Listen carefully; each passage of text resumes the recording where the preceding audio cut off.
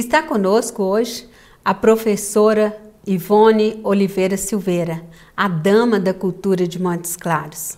É um prazer recebê-la aqui. Ela já está com 95 anos e preside essa academia com entusiasmo e muita competência. Dona Ivone, é um prazer revê-la e hoje com muito mais prazer, porque nós vamos conhecer um pouco mais da academia e do seu dia a dia lá, tá? E eu queria começar nossa conversa aqui saudando a senhora, tá? E perguntando à senhora como a senhora se sente sendo presidente de uma instituição tão prestigiada entre nós.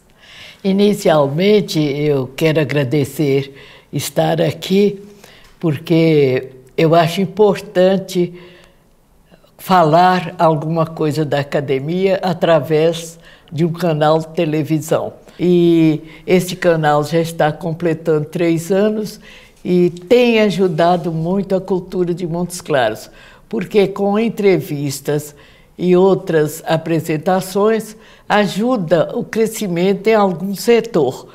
E uma comunidade só pode viver e crescer se todos os seus filhos tiverem interesse por algum caminho para, unidos, fazerem crescer uma cidade, principalmente como a nossa, Montes Claros.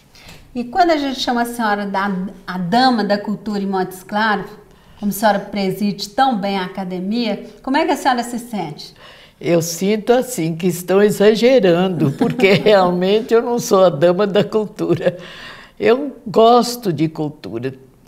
Desde os 13 anos leio por incentivo do meu pai e como eu considero a leitura o principal fator para a aquisição de cultura, eu adquiri alguma coisa, mas não sou a dama da cultura. Dona Ivone, então nós vamos começar um pouco a falar da história da academia. Pois não. Eu queria que a senhora contasse para a gente como é que foi fundada a Academia Montes Claros há 45 anos atrás. A academia foi fundada exatamente quando nós saímos de Francisco Sá e viemos morar aqui. Em 62, eu retornei para a minha terra. E em 66 foi fundada a academia. Houve muito incentivo à criação do Conservatório Estadual de Música, que era um passo para o desenvolvimento das artes. Foi muito importante porque pessoas sem recursos financeiros puderam estudar, desenvolver os dotes artísticos e tudo isso incentivou os políticos e intelectuais a também criarem uma entidade que congregasse os intelectuais e procurassem desenvolver ainda mais a cultura. E quem também foi fundada fundadores? a Faculdade de Filosofia. Foi outro fator que influiu.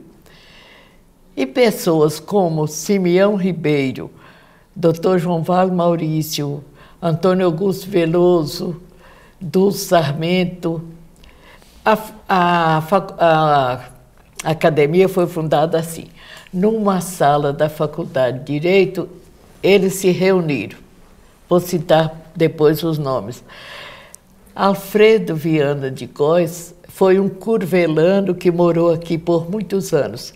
E ele era muito amigo do Dr. Plínio Ribeiro, que foi um grande montesclarense, ajudou muito na política, no desenvolvimento industrial, e era um homem culto, um grande orador.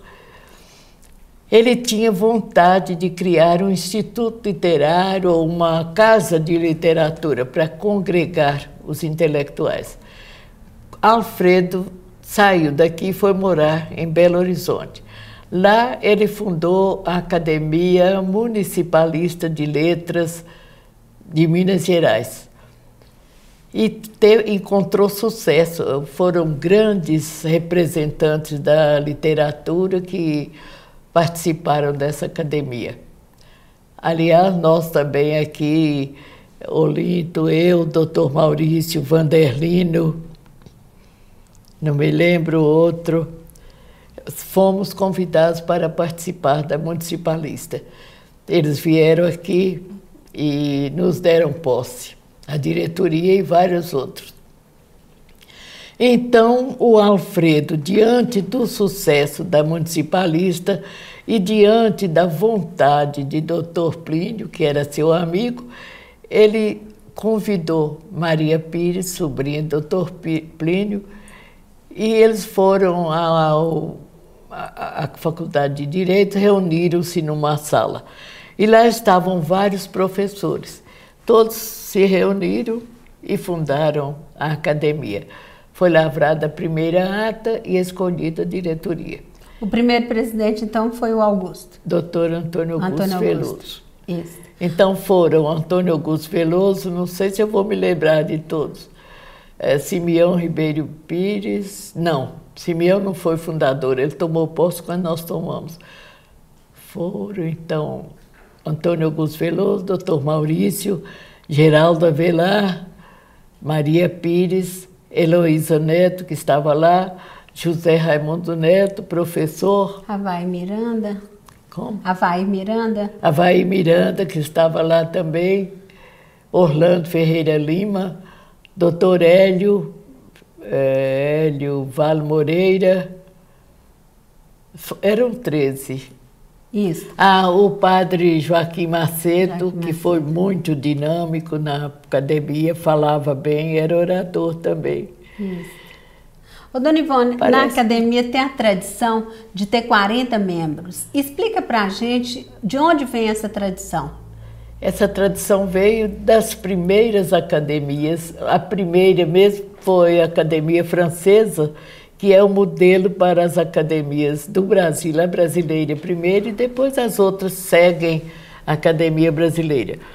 Antes dessas academias, especificamente com o objetivo de desenvolver a cultura e as artes de um modo geral, as universidades da Idade Média chamavam-se academias. Tanto que até hoje os estudantes são chamados de acadêmicos. Exatamente por isso. O nome, parece-me que todo mundo sabe, né? Veio da escola de Aristóteles, dava aulas no Jardim de Acadêmicos, aula de filosofia. Então, essas entidades passaram a ter o nome de academias por causa disso. Ok. Não saia daí. Nós estamos falando da Academia Montes Clarense de Letras. Eu estou com a professora Ivone Oliveira da Silveira e nós voltamos já já.